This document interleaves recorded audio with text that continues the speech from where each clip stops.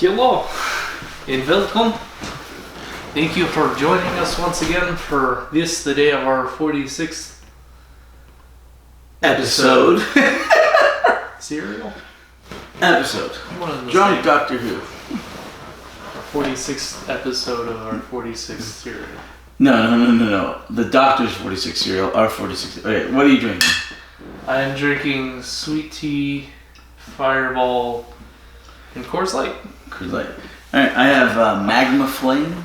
I got to the point where I had too much sugar and so I'm switching to Coors Light. Well, you ran out of Fireball. Alright, Magma That's Flame. true. Good stuff. Better than Fireball. Is it good chill? But also cinnamon whiskey. It's great chill. Alright. Today is March 9th of 2020. Like you said, this is episode 46. And the Doctor's 46 serial, The Invasion. Ooh. Where are you going? Anyway, The Invasion. This is an 8-part serial. 6 of the 8 episodes still exist in their full form. Episodes 1 and 4 were animated. In fact, this was one of the very first serials completed by animation because there were 6 existing and only 2 missing. Okay, the serial aired from November 2nd, 1968 to December 21st, 1968. Right up to Christmas.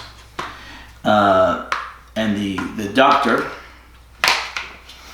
is joined by the companions Zoe, Jamie, and the Brigadier. Brigadier, not the Brig. I was afraid of going off camera. No, so the line. The line's still in camera. Oh, okay. The line's in camera. Alright, Brigadier. The Brigadier, Lethbridge Stewart, who previously was Lieutenant? Lieutenant. No, Lieutenant. Not right tenant, but Lieutenant Lethbridge Stewart, but now he's a Brigadier. We saw him previously in, what was it in that serial? The one before the Yeti, the Return of the Yeti. Well, yeah, the Yeti, but what was the name of it? Yeti Point 2. No, not Yeti Point 2. Web of Fear. We saw him previously in the Web of Fear when he was a lieutenant. Now he's actually the Brigadier. He's been promoted, and he is with a unit, the United Nations Intelligence Task Force. That's his first appearance as the Brigadier, not as a character, but as the Brigadier, and their first appearance as unit. Later on, unit is changed to Unified Intelligence Task Force in 21st Century Doctor Who, when they think less of the United Nations. But for the 20th Century Doctor Who, the original run of the series, it is United Nations Intelligence Task Force. And he has Sergeant Benton with him, Lieutenant Benton, who will become a sergeant later, and who will also become a companion later. Although we don't consider him a companion, at least I don't, until he achieves his rank as sergeant, which will happen next season. The same way Brigadier becomes a companion when he achieves his rank of Brigadier. What does the I stand for in unit? International? Intelligence. United Nations International Task Force. Oh. Alright. So, the Doctor with the Invasion. You got the Brigadier, you have unit for the first time, you have Sergeant Benton, Lieutenant Benton for the first time, or Captain, or whatever he is, so he reaches the rank of Sergeant. The Doctor, Zoe, and Jamie in episode 1 are trying to land the TARDIS as they escape the Mind Robber and his weird realm. And the TARDIS ends up in space on the dark side of the moon, outside of the moon's, barely in their gravitational pull. Something on the dark side of the moon sends up a rocket to attack the TARDIS. And the Doctor, Jamie, and Zoe just barely managed to get the TARDIS out of there in time because there was a button that was stuck. It looked like the TARDIS got hit. It looked like it, but obviously it didn't because they landed on Earth. They couldn't have landed on Earth if they got hit by the rocket? Presumably, the rocket would have destroyed them. Is the TARDIS not rocket-proof? Okay, the TARDIS is rocket-proof most of the time. It's not always rocket-proof, depending on what the plot allows. The plot requires. Could have got hit by the rocket, and then they right. But anyway, the Doctor's banging on the console, and he eventually gets the stuck button to get unstuck. All right, where'd you put? Oh yeah, the antagonist is Tobias Vaughn, Cyberman, Tobias, and to a lesser extent, what was that henchman's name? Oh, Pecker. Pecker? What? No, Packer. Packer. Packer. Pecker's what we used to call my little brother. Little Pecker? It's not a good name. I didn't do it a lot. What does IE stand for? IE? An example. No, the what was Vaughn the CEO of? International Electronics something. Oh man, your notes. Not well organized. Well, I'm pretty buzzed. International Electromagnetics. International Electromagnetics. Alright. So anyway, the Doctor, Jamie, and Zoe, after barely escaping the missile, this is still episode 1. What was the word they used for those tiny little electronic things? I think I wrote down electromagnetic, but it's actually... He looked at the chip, and it was the type of technology they had. I don't know. These are your notes. Magnetic? No. Mimeo micrographics something. Maybe not. Wait, what? International Magnetics. Electromagnetics. You're right. I did fall asleep a little bit during episode 5. I did. I was leaning over. It was a slow episode. There's a lot of plot. A lot of dialogue. Someone died in the first episode. Exposition. And then we had 4 or 5 episodes of just plot and dialogue and scheming. Okay. So, speaking of the Mind Snatcher, did you notice? Mind robber. Mind taker. Man. Okay, I'm working in the plot here. You going back? Did you notice the wardrobe change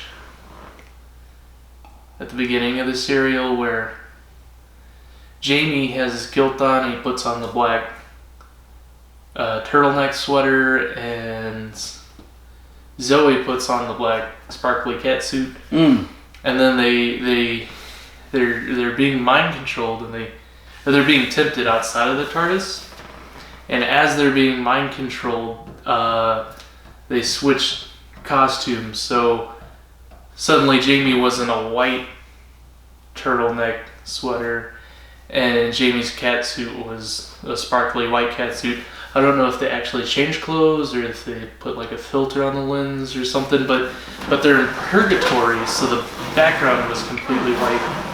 So as they're being mind controlled, they started to blend into their background as they lost their uniqueness and became sort of a... You're talking about the previous serial? Yes. No, I did not notice this. I thought it was neat how they... Why did you not mention this last time? That's why I wanted to mention it now, because I forgot to bring it up. I don't even know if I realized it, but after I sobered up, I'm like, oh, that's neat. A little, what do you call that? Symbolism there. Okay. Symbolism is good and it works out well. Like the movie Joker. Mm-hmm. Have you seen it? Left hand, right hand. Yeah, left hand, right hand. It's phenomenal. It's amazing. It's good. Okay. Star Wars. What was that new one? The Fall of Skywalker, whatever. The Rise of Skywalker. I didn't watch that one. Yeah, nobody did. Anyway, so it's a $350 million movie. Yeah. With another $200 million of advertising. Yeah. And it did less. It made less money, less box office than the Joker did, which was a $30 million movie. because the Joker's awesome and Rise of the Skywalker sucks, you know? That kind of thing. I mean, those are the kind of subtleties that matter. Speaking of AAA title, big box office movies, how much are we going to spend on our movie that we're producing? When we get around to making our bad movies with this wonderful 4K camera, it'll probably be like $20. $20, not 20 million, not 20,000. We're talking $20. $20. No, it'll just be us filming on the camera, editing it, and throwing it on YouTube just because it's silly. Are there? No, we have to. Online sales and everything. We're gonna produce. It's online sales. We're gonna be our own. I forget his name. I told you this would be a long episode. The guy with the laptops. What guy with the laptops? Oh, it's right on the tip of my tongue. The bad movie guy. He made like 3 films. John Johnson? No. I love John Johnson. Oh, come to me. Anyway. The guy with laptops. Kevin Smith? No, he makes great movies. Half and half. He makes it's about half. Some of them are great. Some of them are pretty darn bad. Anyway. Laptop. All right. What's the plot for a bad movie? Setting. Medieval? Medieval sounds like fun. You don't even need a plot for a bad movie. That's the point. The best bad movies are the movies that aren't trying to be bad. Well, no. The ones that know they're bad and revel in it. No, the ones that are self-aware and are purposely bad are just a slog to watch. It's like not necessarily. Have you seen Boner Juice? What? It's terrible. Movies that are trying to be bad on purpose, they're terrible. Oh, God. But movies that genuinely try to be a good movie, but the people are just bad at making movies, those are the best because they're enjoyable to watch. The Room. Yeah. See, he's sincerely trying to make a work of art, but it had no direction or plot and bad acting and horrible dialogue and awful writing. That's why it's an enjoyable bad movie. But movies that set out to be bad on purpose, sometimes are amazing. Think of Army of Darkness. That's a great movie. That's not even the same category. I don't know why you bring up a masterpiece like that. A masterpiece. Okay. Oh my gosh. Okay. All right. Hold on. Back to episode 1 of 8. All right. So the Doctor, Jamie, and Zoe get out of the TARDIS, and the Doctor greeted by a cow. The Doctor says there are some circuits in the TARDIS that need repairing, and that's why they didn't know where they were going. He pulls the circuits, and then as they leave the TARDIS, he pulls a chameleon, not the chameleon circuit, but sort of a what's the word? Materialization. Camouflage circuit. So the TARDIS looks like it's not there. Looks like the light bends around it, so you see the things around the TARDIS, but not the TARDIS. So it looks like they're walking out into a field from nothing. That's real life now. They have screens that bend the light around things, and they'll put like a football helmet behind it and the screen in front of it.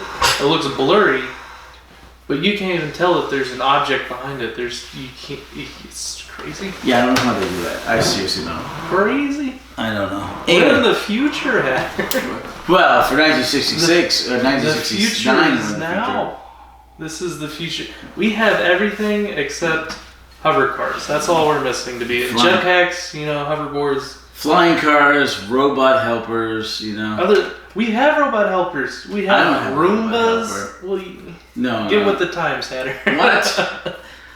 We have Alexa. We have Google. Okay. The future is now. Okay, we're like 10 minutes into the first episode. We're going to run out of battery here. You're going to have to plug it in and get the buzzing again. I need to get anotdo battery backup we'll just do for it in these 2 kind parts. of episodes. Well, that's what we need the other battery for. Did you delete the footage so we have room? We have room on the camera? We do. But we don't want the buzz, so I don't have a backup battery yet. So, alright. So the Dr. Jamie and Zoe get out of the TARDIS into the field. They go to the road and they hitch a ride with a lorry, a wagon, a truck. The truck stops, and the driver says, "Yep, hop inside." Because the doctor says, "Well, this must be England. We're going to London." The driver says, "Get inside," but then he stops a little later, pulls off the road because a motorcycle's chasing him, and they get out. The doctor, Jamie, Zoe, and the driver, and they wait on the side of the road, kind of like the hobbits when the Nazgul were chasing them near Bree, and. They wait for the motorcycles to pass by, much in the same way. And then the doctor asks him, well, why are you waiting here? What's going on? And he starts to tell him about what's going on. He says, well, you know, the company has a compound, and we're trying to get out of the compound.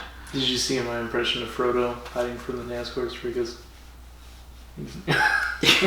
no, you remember that scene where he's being tempted to put the ring on so the Nazgûl can find him. Wait, you're just engaged. You're not married. Why are you wearing a ring? Why can't I wear an engagement ring? As you wish. Okay. This is the future. We're all equal. You keep saying that. Do you get another ring when you get married? Probably. I don't want to. I think this one's fine. But... Does she get another ring when you get married? Yeah. Okay. How's that equal? How's that equal? Well, like, what do you mean? She gets a ring when you get married. Yeah. You don't get a ring when you get married. No, I will. You will. You'll I have don't want rings. one. I don't want. No, I'm gonna not wear this one. Okay. All right. I don't want to wear this one because it's tungsten steel. Mm-hmm. So if I get into an accident, my finger swells up. They're gonna have to cut my finger off instead of. Yeah. I want a soft metal like silver that they can cut through. Because I'm afraid of getting my finger amputated. All right. Anyway, so like what's that made out of? this is tungsten. Yours is titanium. No, mine's tungsten steel, which is stronger than titanium, just much heavier.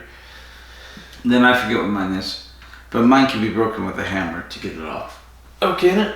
Yeah. No, this is a stone. Yours is a metal. Mine's a stone. Oh, okay. Well, that's not tungsten then. Oh, I forget what it is. Does it say? It usually No, says it doesn't say. on the It's just inside. stone. Mine's not engraved. Tungsten. Oh, mine's tungsten carbide. Tungsten carbide. I don't know. Then mine may just. Well, that's the steel. It's the carbide. Okay. Mine may just be the actual rock. Okay. I don't remember, and I'm I think an reasonably onyx, drunk. an onyx ring Right. would be cool. 8 episodes. So we were drinking for 8 episodes. So we're reasonably drunk. I think we did pretty good. Wait till the end of the season. We have 10 episodes for the War Games. That's not as bad as the Daleks. No, We might nothing have is to- as bad as the Daleks Master We Plan. might have to christen the. Oh, yes. Okay. This used to be the Moffat bucket. This is now the Chibnall bucket. Why is that? Because Chibnall has destroyed Doctor Who. So I'm taking it you're not a fan of the most recent serial. No. Okay, I have a question for you. Chibnall bucket. That's not a question. Do you want me to give you answers based on the 57 years of Doctor Who history up until the 29th of February? Or do you want me to answer the questions based on Chibnall's remaking of the show? Answer what question? Alright. Why you don't? No. The history of Doctor Who has been more or less continuous. Yes. All the way up until a week and a half ago. So they're breaking the continuity? Are they doing like a... Big ass retcon that destroys and changes the show. I mean, Series 13 may be the last series of Doctor Who for a long, long time. Is that because of ratings or... Ratings and continuity. What if they don't revive it? What Well, if they it's will just- eventually. They will. How do you know? How do you know? BBC's greedy? I don't know. Okay. But there was 57 years of continuity. Yes. And there's this giant ass break from continuity. Do you want me to answer your questions based on the 57 years that we know? Or do you want me to actually answer your questions based on this one episode being real? Both. Tell me why you don't like it because of the 57 years of continuity break, and then tell me also why you don't like it just within its self-contained. Alright, The Timeless Children. The last episode of Series 12, the finale, says the Doctor is no longer a Time Lord. Okay.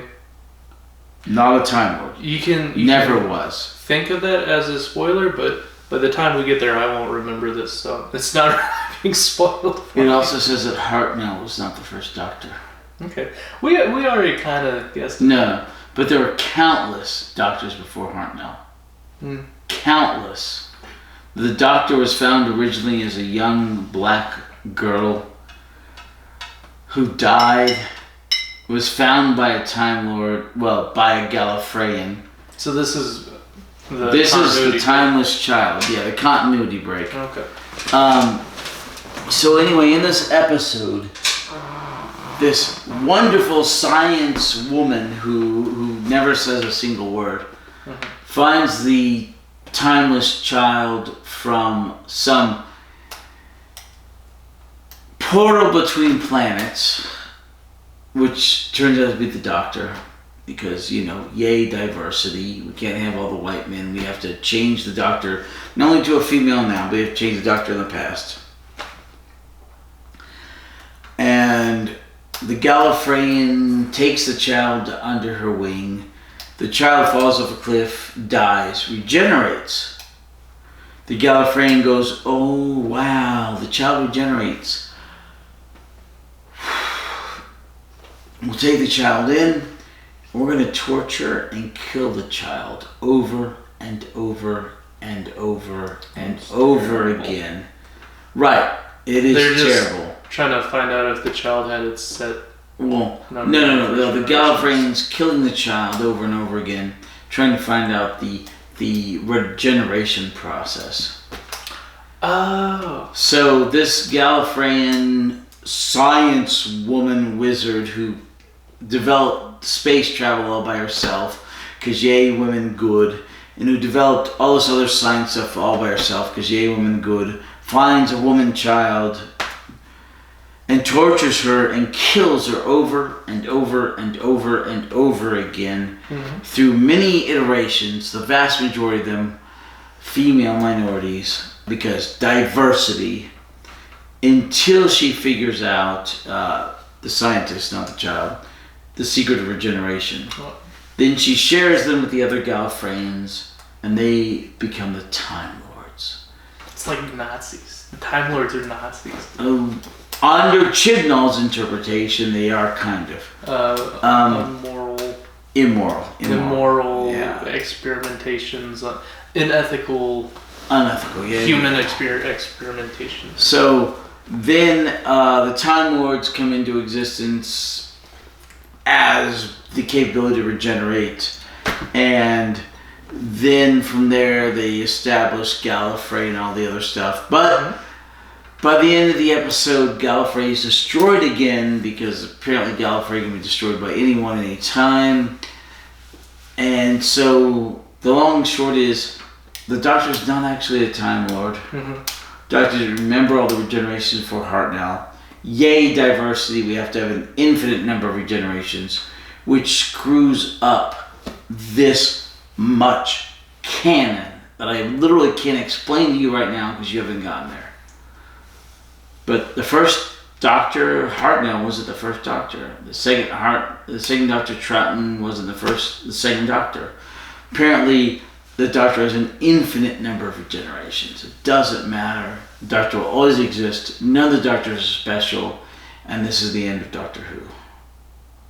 There will be one more series, Series 13, and we will get Whittaker back with Chibnall as a showrunner. And after that, it'll probably be put on hiatus for a long ass time, because it sucks balls. You heard it here first. No. Oh, you haven't heard it here first? Even the vast majority of because I don't have BBC America. Mm-hmm. I don't have I don't live in the UK. I can't watch the shows on the airing. Mm-hmm. I have to either see reviews or watch it when I buy the Blu-ray. Right. Several of the reviewers I watch said that The Timeless Child was the last episode they will watch and review. Wow. Period. Wow. I want to go into Barnes & Noble. I want to purchase Series 12 when it comes out. And I want to smash it with a hammer on the counter in front of the people who know I love Doctor Who.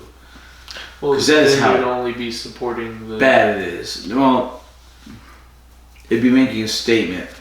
My wife thinks I'd get kicked out of Barnes & Noble forever. Right. And I friggin' don't care. I don't care. I don't care. I don't care. Up yours, Chibnall. They hurt you better. I'm sorry they hurt you. Yeah. I was watching a video earlier today. Mm-hmm. And it was said, like, picture your teddy bear. Yes. That you've known and loved as a child. Yes. And picture somebody... His name was Harry. Picture somebody taking that teddy bear, cutting off its head, replacing it with a big black dildo. The head was replaced by a big black dildo. Poor teddy bear. Okay, and then they go in and they retcon that big black dildo teddy bear, and they put it in all the pictures of your family of all your teddy bears ever, because you can't even have the teddy bears you remember. You got to go back and replace them with all these others, and you couldn't even take the future for SJW crap. You have to take the entire past and turn it to SJW crap. You have to kill the show every way you can. It's just, it sucks.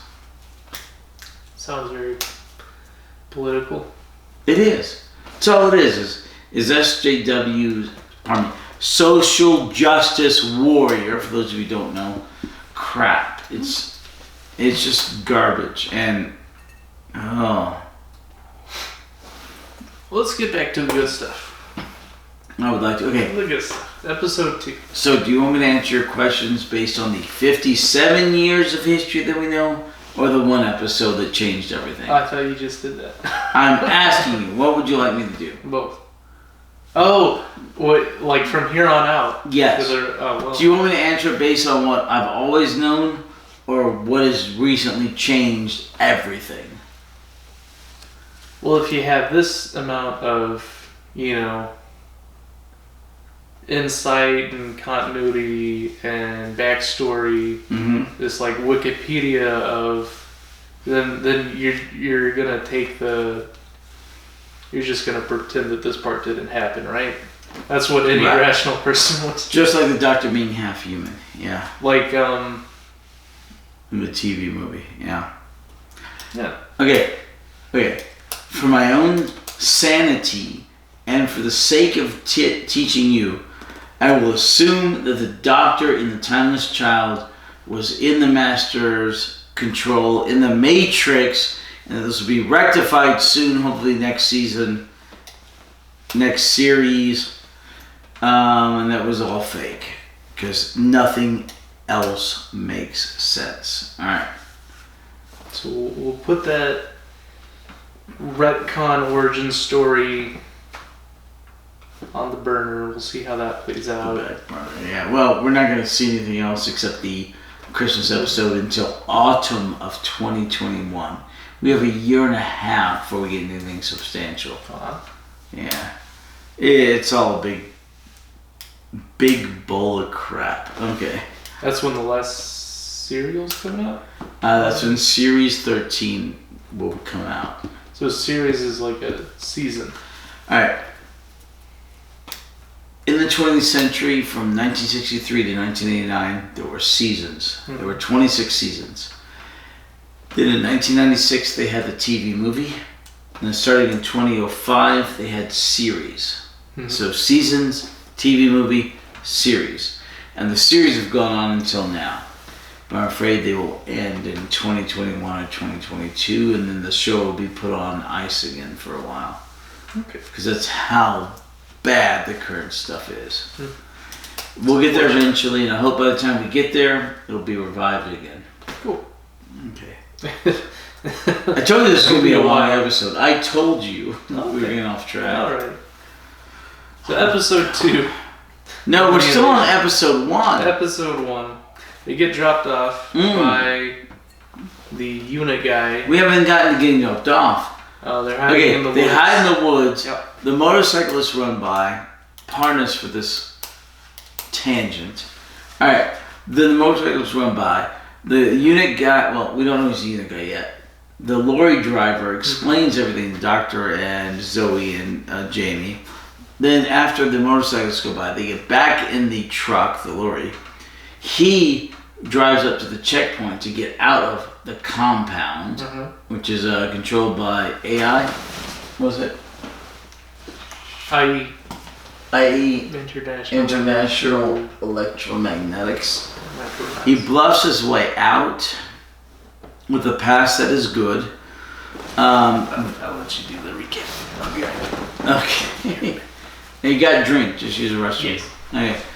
So he gets them out, and then he pulls over the side of the road and he says, "Look, they're catching up to us. You guys go on into the woods. Go, go, go. We're past the checkpoint." The Dr. Jamie and Zoe go, and then as the gentleman is literally lifting the lorry bed thing, I don't remember the name of that. Anyway, as he's lifting it, he puts it back. The motorcyclists catch up to him. And they're like, "Hey, can we see your papers? Can we see your pass?" He hands it to them. And they say, "You must come with us." He says, "Well, wait, that pass is good." And they say, "No, you must come with us back in the compound." He says, "There's nothing you make me do to go back in that compound." They pull out their guns. He says, "Look, there's nothing you can make me do to go back in that compound." And they shoot him dead. So there's our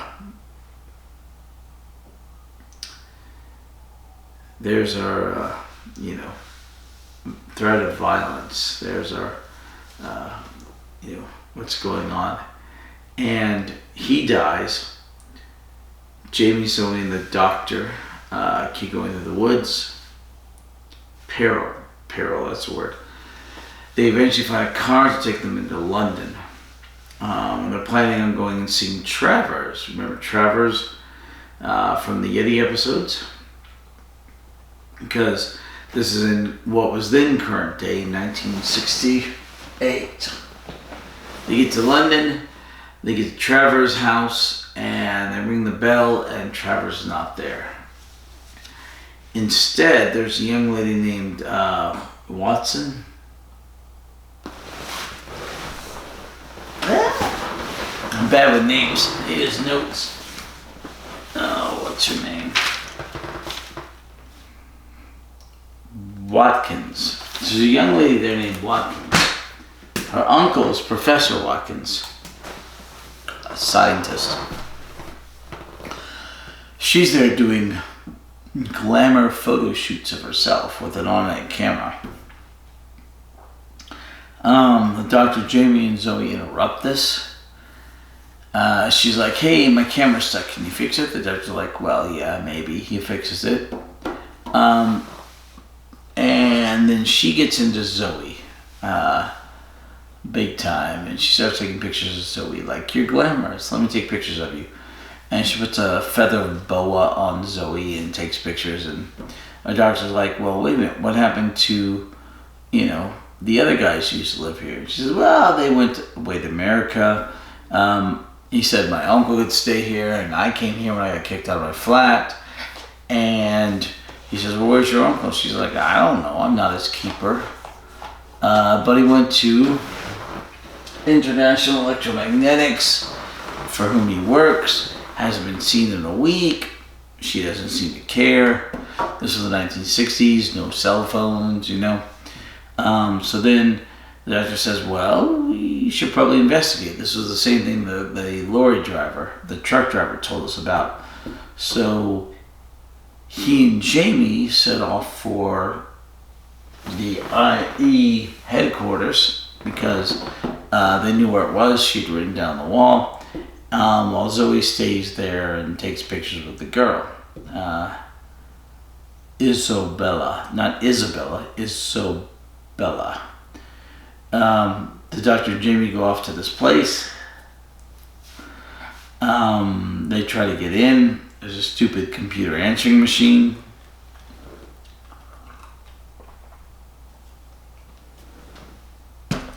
They sneak past it because the doctor hates it.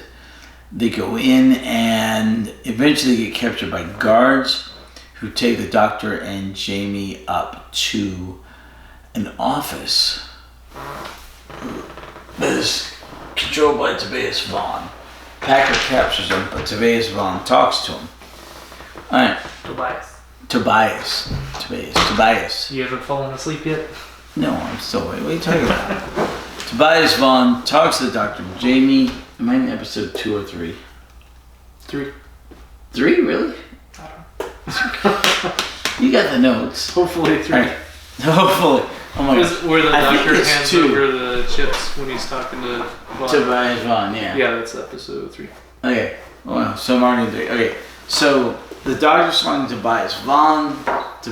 No, this has got to be 2. 2. Tobias Vaughn says, yes, I can take a look at these. And you're looking for Dr. Watkins, right? Watkins? Right. Okay. He's here, but he's working on stuff. And by the way, I can look at these chips for you. I'll have him put his best men on it. And the doctor says, okay. And he hands over the chips. Wow, that's still episode 1. 2. No, the chips were animated, remember? The chips were animated. That was episode 1. Remember when he actually hands over the chips are still animated. Oh.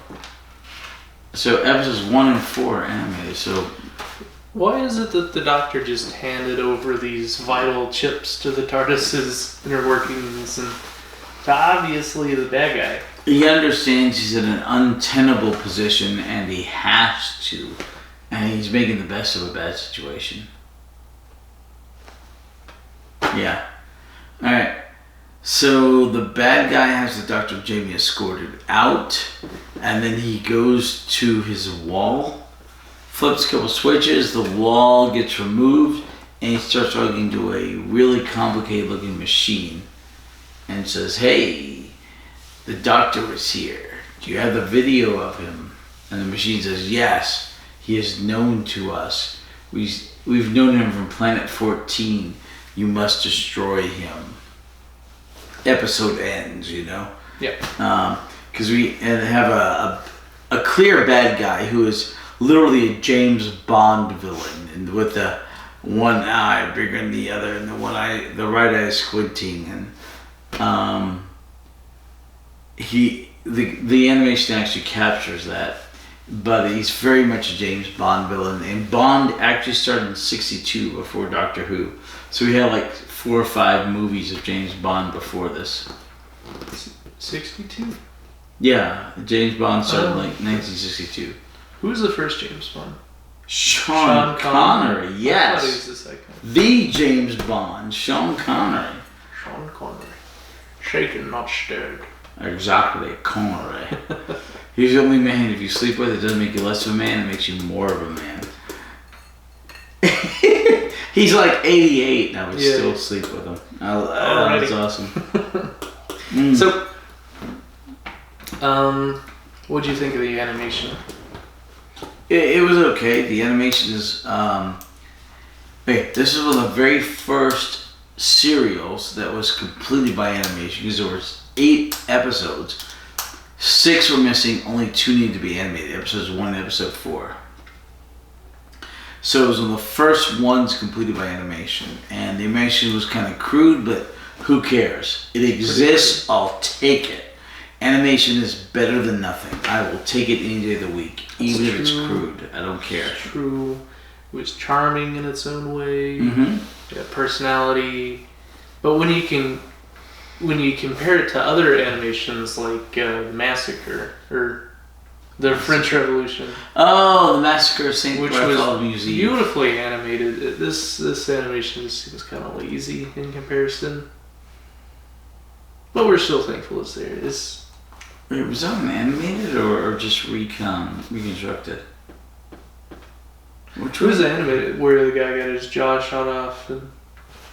Wait, are you thinking the Massacre of St. Bartholomew's Eve or the French Revolution one? French Revolution. Okay. And he has the cloak and Hartnell. He trades his old clothes in for an officer's uniform. And... Okay, you're thinking of a different one. Yeah, the Massacre of St. Bartholomew's Eve was the Jacobean War in English history. No, the French Revolution one. Right. That's a different one. You're thinking of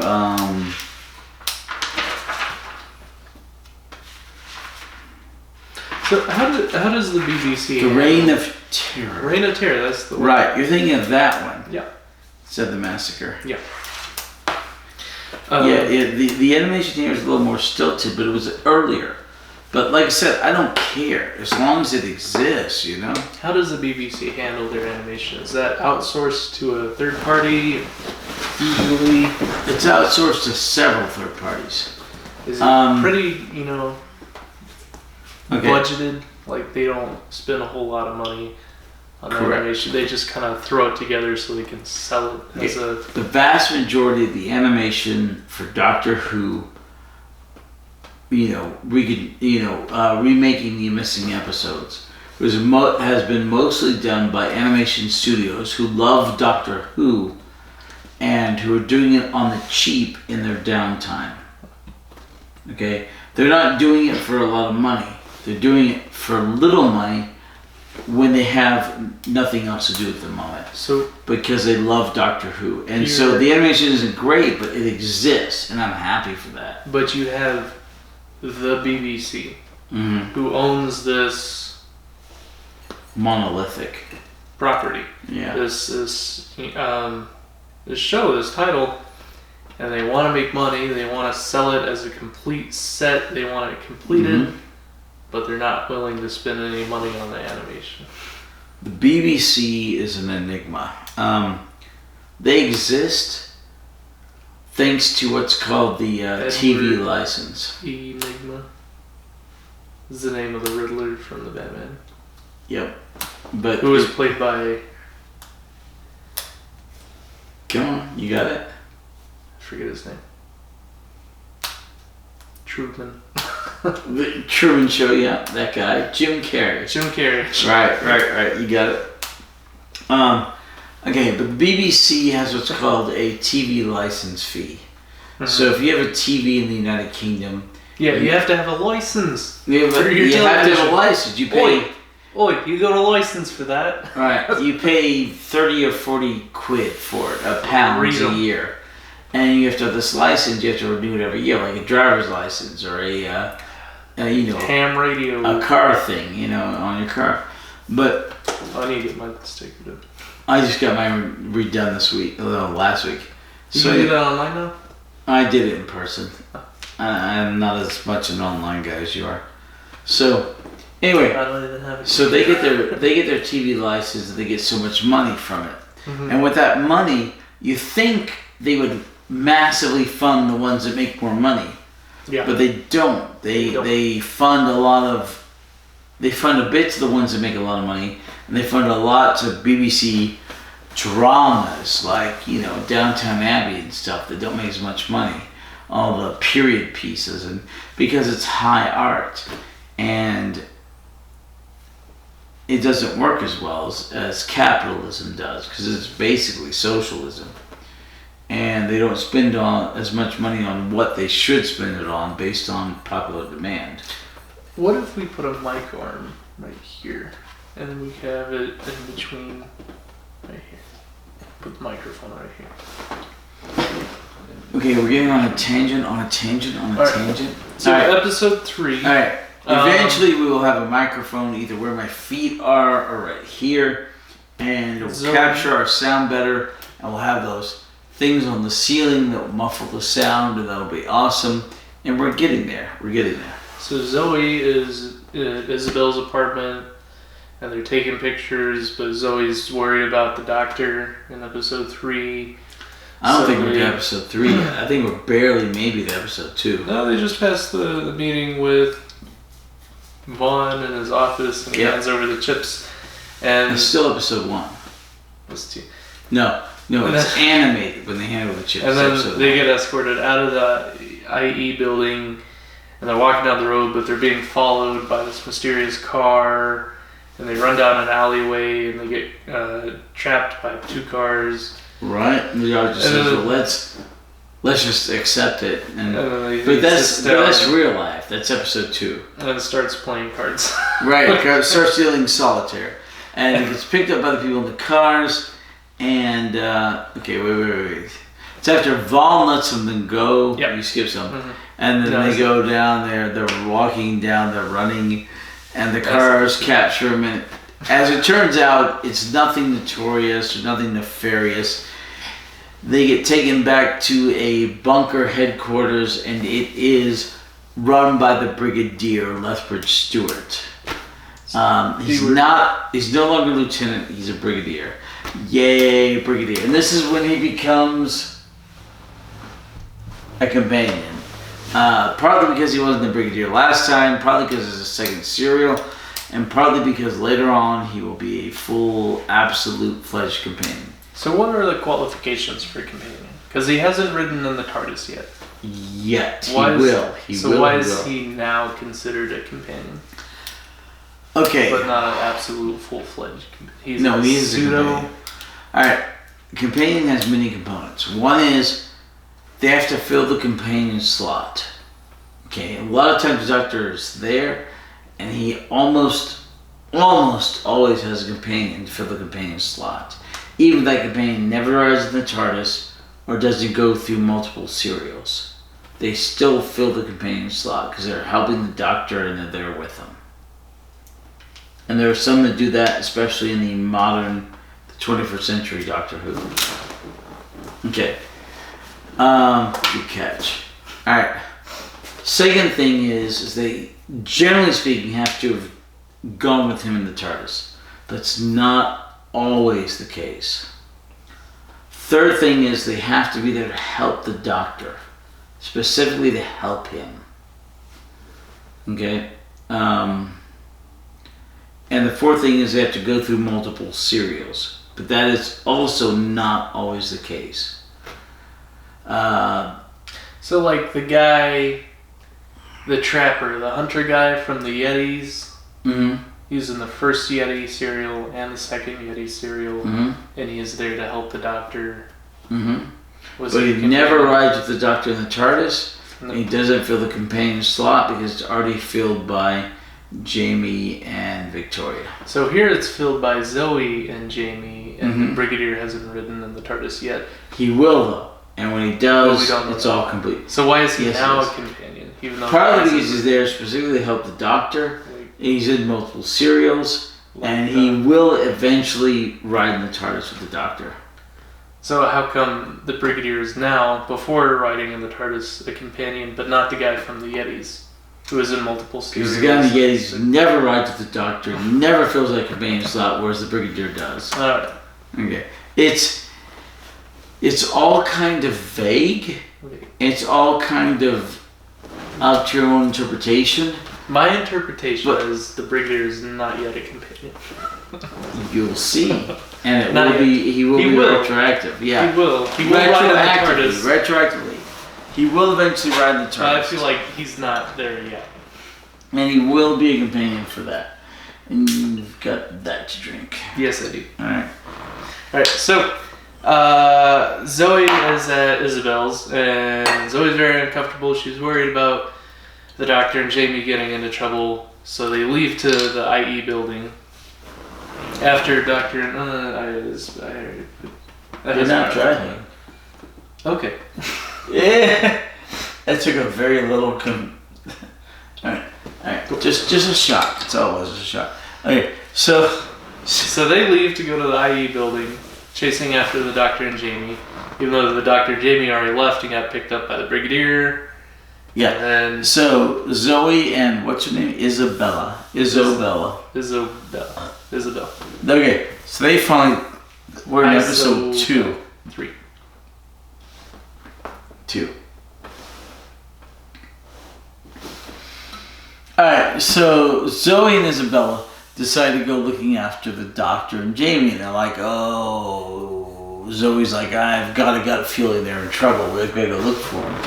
So they go look for Jamie and Zoe, and they go to the IE building, and Zoe and Isabella encounter the same computer answering system that Dr. and Jamie did. Now, Zoe is a mathematical genius that has been established from the very first episode we saw her. And she talks to the computer in such a way that she programs the computer to solve an insoluble program. Do you remember what that language was called? ASOL? I didn't write it down. ASOL, I think. She speaks C#, C++ to the computer.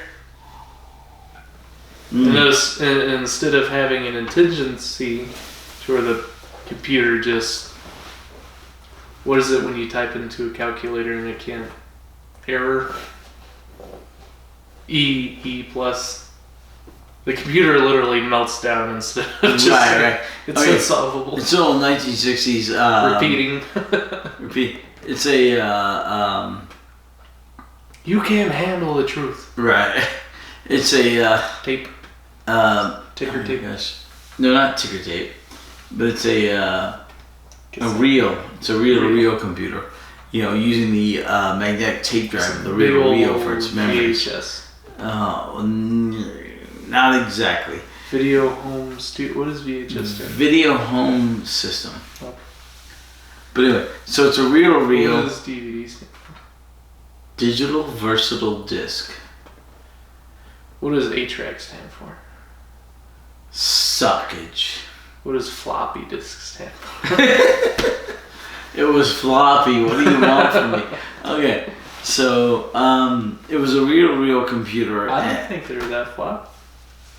Okay, the original 5 1/4 or 5 1/4 floppy disks were really floppy. 5 1/2. Maybe originally, but then they're kind of solid. The 3 1/4, whatever. It's just they like were, hard was plastic. bad. Right, but the original ones were really floppy. I never handled one of those. That seems like a design error. If your product's doing this, maybe it's not working right. Okay, that was in the 1980s, okay? They couldn't build early like 1990s. They couldn't build a frame around it, just like a small plastic frame. I told you this was going to be a long episode. Alright, I really Structural integrity. Drink that, alright. So anyway, Zoe and Isabella go to IE. They try to get in. Zoe doesn't like the primitive computer at the front. She feeds it ASOL or whatever, AWOL language, and it gets it in an insoluble program and it blows up. They decide, oh, maybe we should leave before the guards come. Somebody's going to be annoyed by this. They start to run out, but the entire time they are viewed by Vaughn, who is incredibly amused by the fact that some young lady would be able to destroy his computer. So he has her brought up. Once he finds out who they are, Zoe is of no concern to him, but Isabella, Isabella is when he finds out she's a niece of the professor, he decides to hold them captive to force the professor to do what he wants him to do. Right? Yes. You ever watch Lady Hawk? I avoided it. I really avoided that movie. I have never actually seen it. Oh, it's great. You made a mistake. No, I've avoided it for nearly 40 years. Why? Because of stupid, sappy romance crap. It's awesome. It's an action film. If you say so. Wait, how did we get to Lady Hawk? The girl's name is Isabeau. And not Isabel. Which I always thought Isabeau was a really unique name because I used to think it was Isabel, but then I put captions on, and her name was Isabeau. I'm like, that's a name I never heard before. But it's a thing. Anyway, that's the name of the girl from Lady Hawk. Okay, and the one from this serial Doctor Who. No, that's Isabel. Isobel. Isobel. Okay. But the one from Lady Hawk is Isabeau. Okay. Isabel. So Vaughn keeps Zoe at Isabel. And I think is not a bell. Isabel. Alright. Takes him and he's going to get him stuffed and he's going to send him to the compound. The only way to do that... But it's Isobel. Isabel. Oh my gosh. The only way to do that is in containers on a train. So he has them stuffed in containers on a train. The Doctor and Jamie go back to hunt for Zoe and Isabel. Very heavy containers. Yeah, very heavy containers. Not by themselves, just because of the contents. Right. The containers are heavy. So eventually Jamie and the Doctor decide to go back to hunt for them against the wishes of the Brigadier. But he gives them a radio. And they go back to look for them. This is episode 3. And they can't find... Unlike the... Did you talk about the transistor, the throwaway transistor radio? No, I didn't. The Vaughn gave Jamie. So Vaughn gives Jamie a throwaway transistor radio. Which, why do you want to throw it away? I don't know. Yeah. I get like single-use... Disposable cameras. But why would you have a disposable transistor radio? Well, one point he gives minis these meso whatever circuits into the population so they'll be stunned in the Cybermen attack. But does it make sense to have a disposable radio? Okay, there's a crap ton going on in this serial. There's a lot happening. I guess when you think about it, disposable cameras don't make a whole lot of sense either. Not anymore, but they used to. No, they used to. They don't anymore. With a cell phone, you can take 1 million pictures. Well, why wouldn't you just have a regular camera with disposable film? Because it was cheaper. But it's wasteful. Right, but if I go on a holiday, and a proper camera costs me $400, but disposable camera costs me $20, and I can trash it. So what about the transistor radio makes it disposable? It's just a cheap radio. I have no idea. Okay, seriously, this is Doctor Who plot here, you know? They should have disposable everything. Disposable shoes. No. Disposable pets. No. Just, you air it up when you're lonely, you give it some pets and some hugs, and then... Sounds like an inflatable date there. Okay. Anyway. Disposable date? Okay. It's cheaper.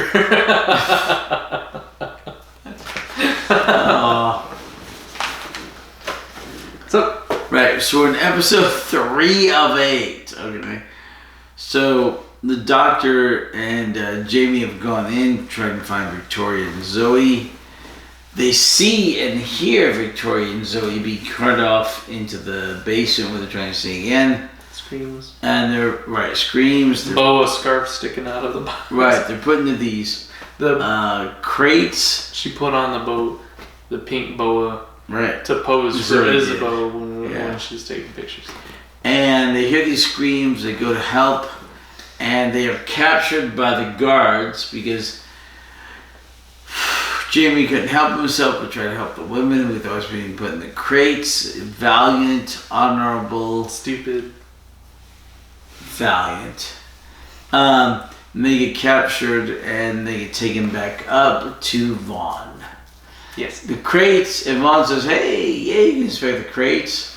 But he sends the train onto the compound and they just miss it. Vaughn is just sweet as pie. Nice as pie. That's exactly what Jamie says, yeah. Vaughn is evil and all that. So they go to inspect the crates, but the train is left. Vaughn's like, oh, I'll take you there myself. We can go inspect the train when it gets there. We'll just head on out in my car. In the meantime, the Brigadier is trying to figure out where they are and what they're doing. Someone's dead on your couch. Don't sit on my couch. Now we're on Because I don't episode have to because 4. someone already did. Yeah, it was you. I didn't do that. Those were already there. I just think they're handy to keep things. No. It holds You it. did a lot of that. Stop that. No, these are already here. Yeah, It's you like did a pin lot of that. holders. No. Stop that. Those were Do that already again. there. I didn't do that though. So Vaughn takes Jamie and the doctor, and they go to the compound They do. while they're waiting for the train. Which conveniently looks exactly like the previous compound, so they could reuse No, the set. that was his office in the compound. Looks just like his office Yep. in London, conveniently, so they can save money on sets.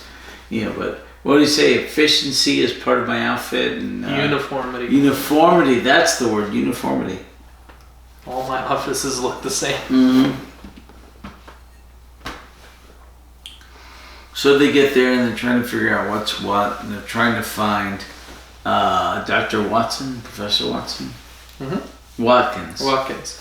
So, and he goes, sure, you can go talk to Watkins. It turns out they're being spied on. They go talk to Watkins, and during the conversation, the doctor figures out they're being spied on. He takes out a magnet out of his jacket. Big old magnet. Yeah. Does that mess with his pacemaker? About this big. He doesn't have a pacemaker. It still can't be good to just keep a giant magnet in your big old pocket. He has 2 hearts. Oh, yeah. But You'll what if find out later he has 2 all the hearts. iron in your blood's gonna concentrate there and it's gonna make a blood clot or something if you keep a magnet. Yeah, I have no earthly idea about that. But he takes out a magnet. Doesn't sound healthy. Puts a magnet on the camera, and it fries the camera, so they can talk in secret. And Vaughn figures out, he screwed with the camera. Vaughn shows up and he's like, yeah, doctor, a simple magnet, how clever. Like I said, he's such a Bond villain. He really is a Bond villain. And the doctor finds out that the professor is working on something against the Cyberman with emotions. And Vaughn takes By him. the way, Cyberman. Cyberman, It was Cyberman all along. Right. It was Cyberman. So. That's what's in the crates. Spoiler. Yep. Spoilers. So. That's what was on the moon that shot at him. Yep. Spoiler. Doctor and Jamie figure out that the Cybermen in the crates, so they go down there and see the Cybermen. They make a break for it. Right. They do They make go a to break the for it. elevator, fly the elevator circuit, go out the Go up, emergency exit. right. And they There's go someone over and signed the down. wall that Kilroy was here. Right. Kilroy was here was a thing in Vietnam. In Vietnam. Yeah. Don't know why you got don't miss your And that's the Kilroy, right. Kilroy. So that was the thing in What does Vietnam. that mean? What does what mean? Kilroy. No, Kilroy's a name. Yeah. What's the backstory behind it? Kilroy was here. It was a thing put on a bunch of walls and stuff in Vietnam. And it was kind of a acceptance / protest of Vietnam. Kilroy was here. It was a thing about Vietnam that was both protesting and accepting of Vietnam. It was what it was back in the 60s and early 70s. What does that mean, though? What did it mean when someone wrote Kilroy was here? Who's Kilroy?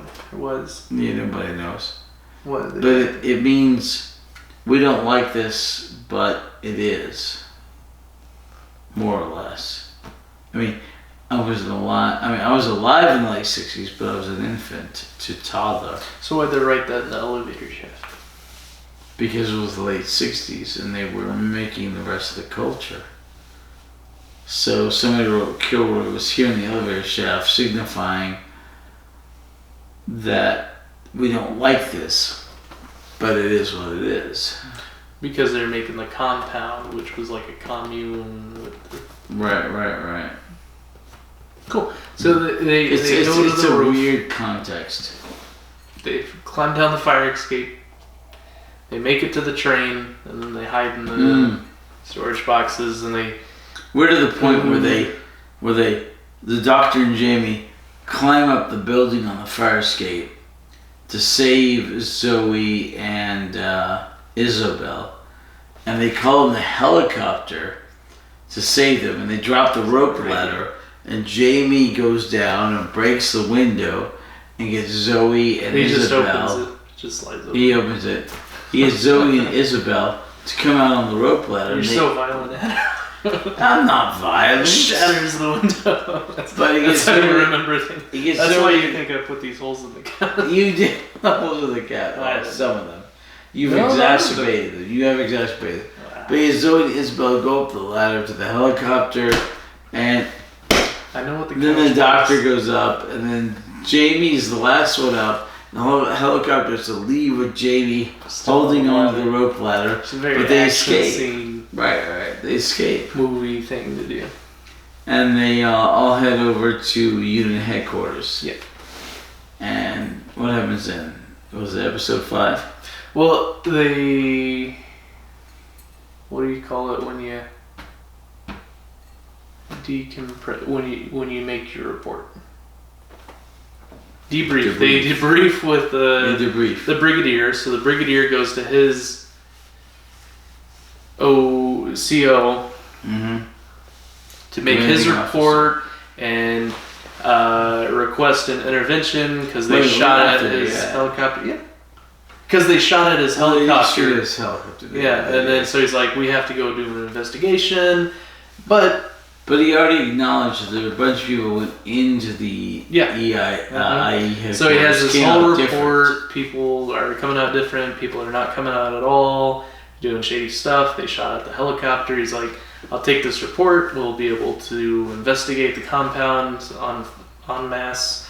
And so he takes it to his CO, and the guy's like, no, you're crazy, Todd. Yeah, you're trespassing. He's like, but the evidence. He's like, is hearsay. I'm not going to investigate. And he's like, no, you have to investigate these people.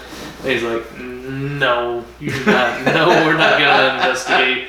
So obviously the brigadier's like, you're crazy, man. I'm gonna bypass you and go to the Geneva office, and they'll do something because you're not going to. And he's like, whatever. And then the brigadier leaves, and then that guy calls Vaughn, who is mind controlling him. I have his name down here somewhere. But Vaughn Rutledge. Yes. General Rutledge is being mind controlled by Vaughn through Cyberman technology. Calls him up and he's like, hey Vaughn, you got trouble. You got Geneva on your case. They're gonna come investigate. And Vaughn is like, oh yeah, when? And he's like, I don't know, 2-3 days. And he's like, that's not even gonna worry about it. It's gonna be irrelevant by then. So because Vaughn, in cooperation with the Cybermen, are planning an invasion of Earth.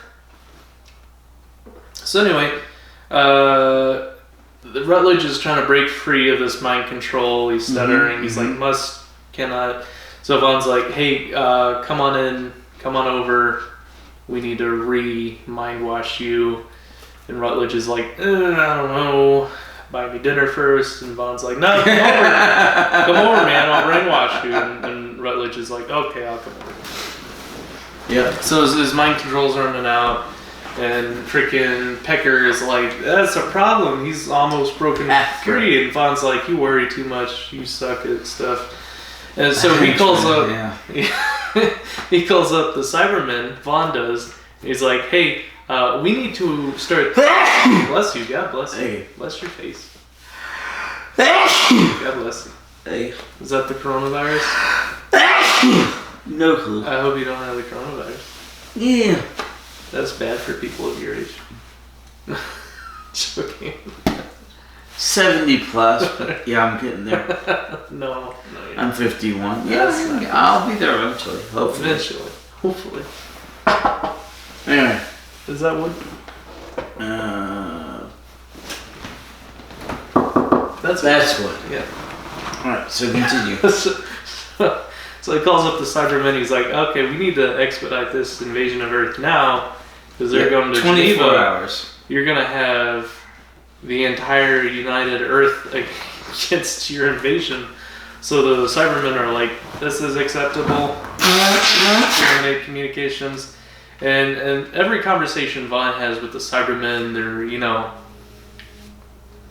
having this sort of Game of Thrones, like, I'm in charge here. No, I'm in charge here. You do what we tell you to. It's like, wow, you need me, so I'm in charge. Mm-hmm. So they're always having this constant back and forth, bicker, vying for, who's on top.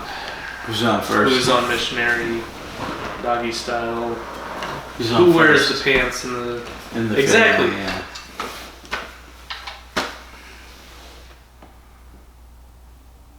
Continue. Okay.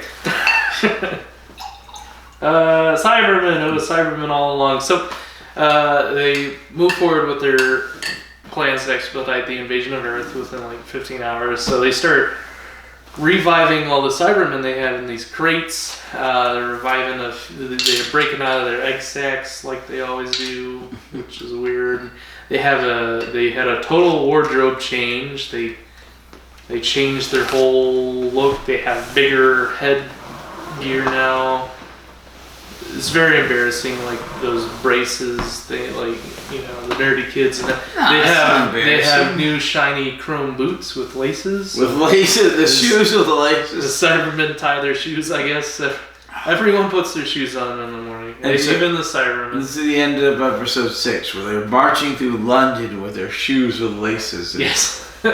Well, they're not in London yet. They're in the sewers right now. Oh, no. But they go to... Oh, my gosh. You skipped the whole scene where Zoe and Isabel go into the sewers. That hasn't happened yet. They're just now reviving the Cybermen. No. That happens before the revival of Cybermen. Before the Cybermen come up. No, they go into the sewers and are confronted with the Cybermen. Right. They go into the sewers, confronted with Cybermen. Then the Cybermen come up and invade London. Yeah, we're not in the invasion of London yet. They're just now waking up. You told me about that. They're just they're planning to expedite the invasion because Geneva's catching on to their plans to invade. Right. So Vaughn's talking to Cybermen, hey, this needs to happen now. So the Cybermen are like, okay. So they're waking up the Cybermen. Vaughn is practicing his contingency plan, which is this weaponized emotional reaction. No, but escape with the Doctor's TARDIS. His backup plan is escape with the Doctor's TARDIS. He's trying to hold the Doctor's TARDIS throughout all of this, remember? He's trying to figure it out. Yeah. Through all of this. Machine. Mm-hmm. So he gave the chips to Watkins. Watkins like, I have no idea how these work. So when Vaughn's talking to the Doctor, he's like, clever machine, here are your chips back. Why he gave him the chips back, who knows? What? Exactly. Anyway, so they're waking up the Cybermen. Vaughn calls down Watkins with his emotional response machine and his other IE scientist, Gregory, I think. Mm-hmm. And he's like, this is my... Alright, so he's like, this is my contingency plan against the Cybermen. Let's test it out. So he wakes up like 4 Cybermen. He sends 2 or 3 of them into the sewers. And then the one he keeps behind, and he puts the emotional response machine on him. And he's like, let's... because Cybermen are void of all emotion. Like, that's part of their transition to being cybernetic beings, to being cyborgs, is they take out all these chemicals in their brains, like emotional responses, their dopamine. They're just basically machines. They turn their brains into just ones and zero binary yes no response machines. They're humanized machines.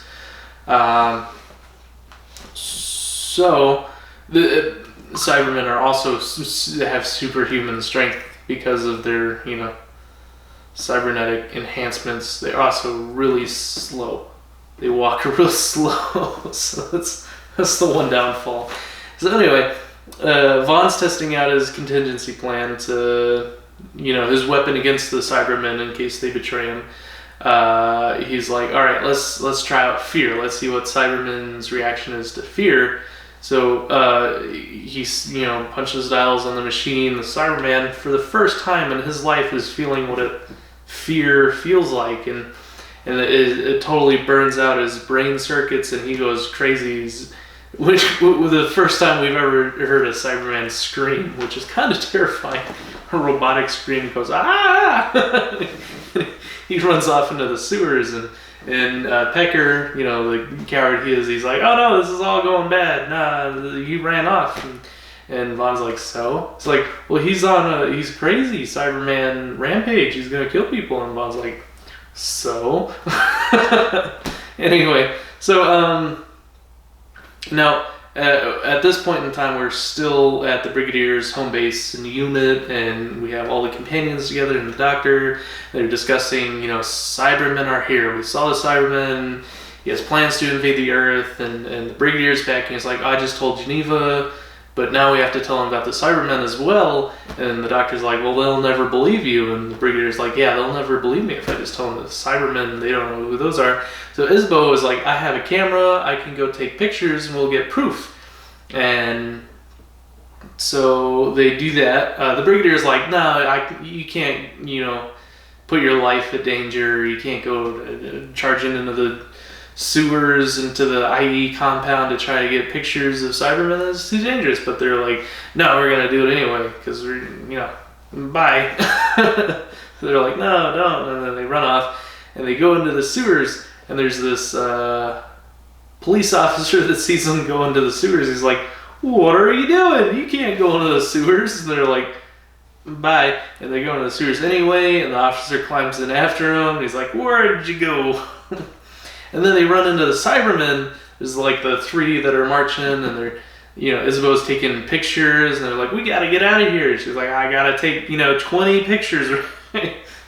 So they go, they make a run for it, and then the police officer runs into the Cybermen, and they go, and the officer dies. And at this point, the Brigadier and the Doctor are privy of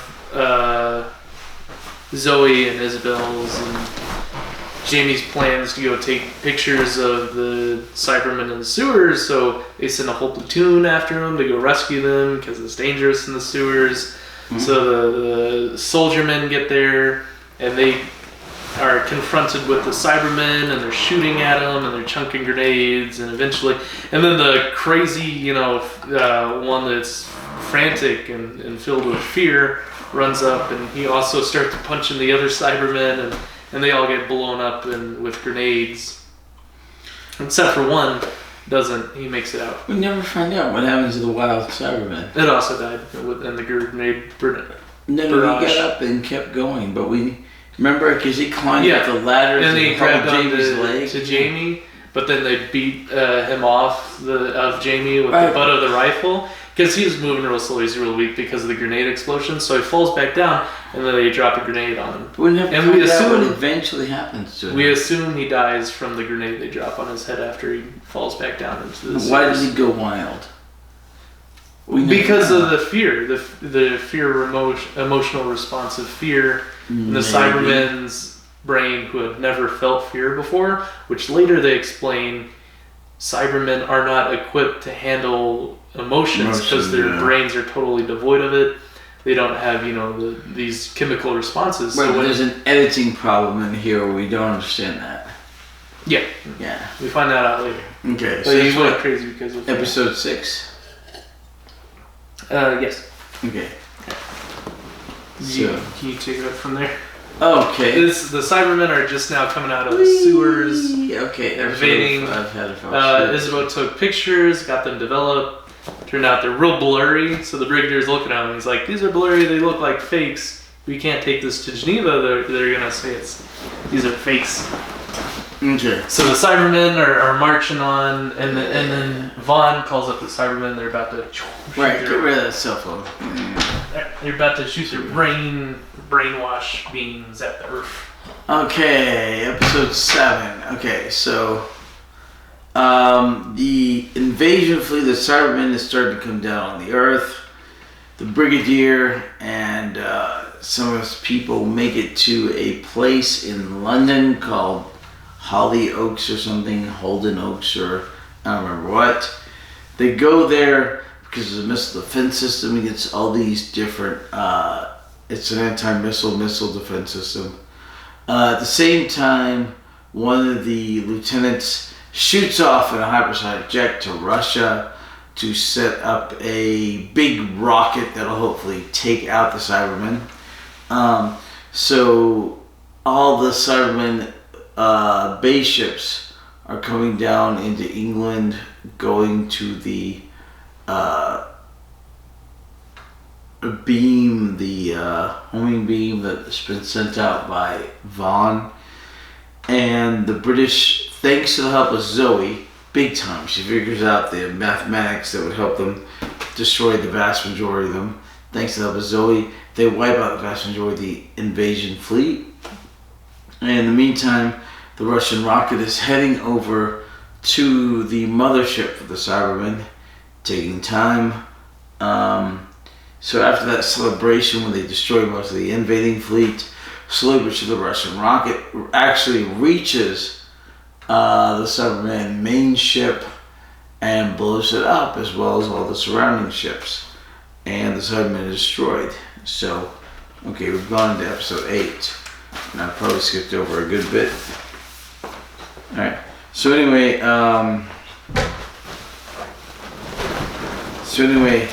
Vaughn in the meantime has figured out he can't control the Cybermen.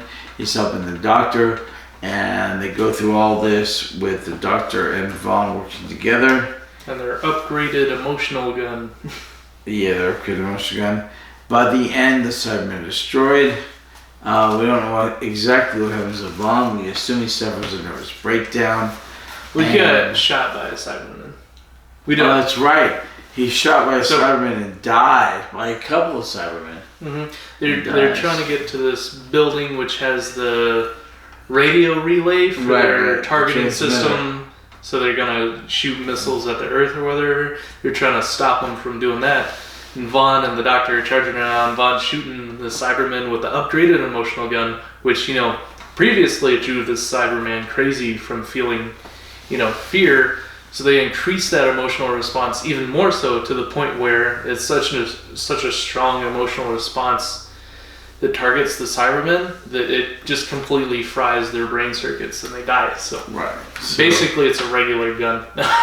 Right. So at the end, the Cybermen on Earth are fried, the Cybermen in space are destroyed, Vaughn's dead, yay. Finally. Gosh. Finally.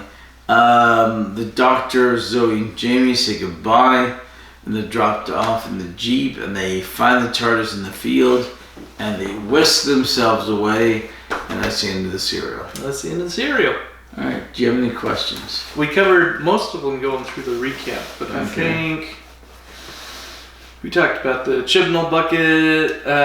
Fuck you, Chibnall. Fuck you. Ooh, sorry. I feel like someone's targeting you with an emotional response gun right now. I hate Chibnall. Vaughn's over there hitting anger on us. Chibnall. What he did to Doctor Who is an abomination. An abomination! I own every single episode and serial of Doctor Who. I'm not sure I'm going to buy Series 12 because Chibnall ruined all the history of Doctor Who. Thanks. Up yours. Alright. So we talked about that. We talked about companion qualifications and the animations and the TARDIS being missile proof, and when the Doctor first meets Vaughn, he counts how often he blinks, and that's how the Doctor catches on to his mental state. The fact that he's Vaughn doesn't blink very crazy, evil megalomaniac. Even though he's coming across as very manipulative. You're not driving.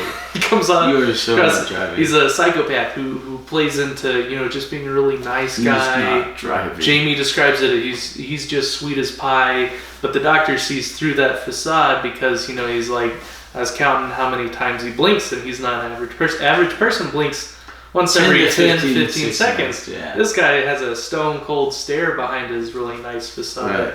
I think he's up to something. So that's how the Doctor sort of figures out who the bad guy is in this situation. Mm-hmm. Which I thought was odd. I didn't know you could tell someone's mental status by blinking. I don't. Which I thought was funny because in the animation, when they're talking, every time they did a close-up during the dialogue, the Doctor would blink 3 times, and then they'd go to Jamie, and he'd blink twice, and there's just a lot of excessive blinking going on. Well, they're trying to situate the comparison. Yeah, and they're very accentuated. Yeah. I dramatized, and then the other guy. And the animation would do the close up on the bad guy, and he'd maybe blink once. But they did accentuate that. And then we talked about Kilroy, and we talked about why the Doctor handed over the circuits for no reason, and then why Vaughn handed them back for no reason. Mm-hmm. Even though he's trying to use the TARDIS time traveling machine as a contingency escape plan. Yeah. We talked about Cybermen. We talked about how you fell asleep. Episode 5 was slow. I almost fell asleep too. This is a real slog. Yeah, okay. It's like I've seen it before too. You haven't. Eyes Wide Shut. Oh, have you seen that movie? No. Is that a movie? Yes. I thought it was some emo song. Eyes Wide Shut is a movie. It's one of Kubrick's movies, and there's a lot of good sex scenes in it. Okay. Yeah. But lots of stuff. Lots of stuff. Movie best watched. Best watched alone. With eyes shut. Yeah.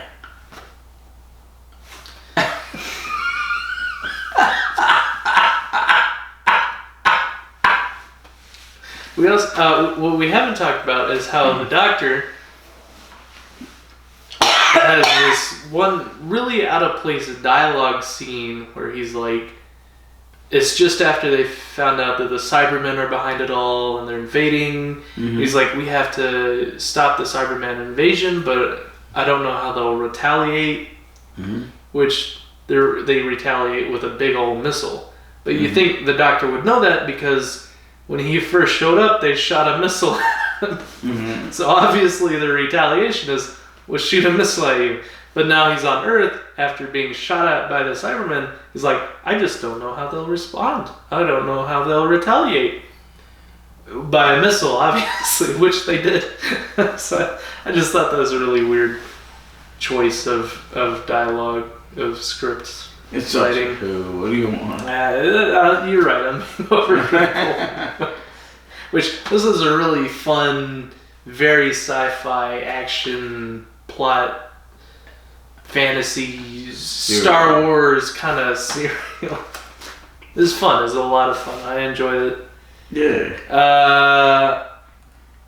What we didn't talk about, and what I don't think was ever explained, or I don't know if it was or not, was how Vaughn was bulletproof. Because there's this scene where Vaughn is, doing a power play with Dr. Watkins, and Watkins like, you'll pay for this, I'll kill you myself. And Vaughn's like, will you? And he hands him the gun. Hacker's gun, and he hands it to him. He's like, well, then shoot me if you got the nerves for it. And he's like, and he's shaking. He's like, shoot me, and he's slapping him around. Vaughn he's slaps like, do it, you coward, do it. And then he finally shoots him like 3 times, and Vaughn has 3 bullet holes right in his chest, collar, chest area. And then he laughs, and they're like smoking bullet holes, and he laughs at him, and then it never explains, was it a bulletproof vest? Did the Cybermen already do some sort of cybernetic replacement on his body? Never. They never go back. Never ever explained. It was bulletproof for some reason. Don't know. Never explained. Seriously, never ever explained. Bond villain to the T, to the key, to the nth degree. Nth degree. You know what nth means? 0.002.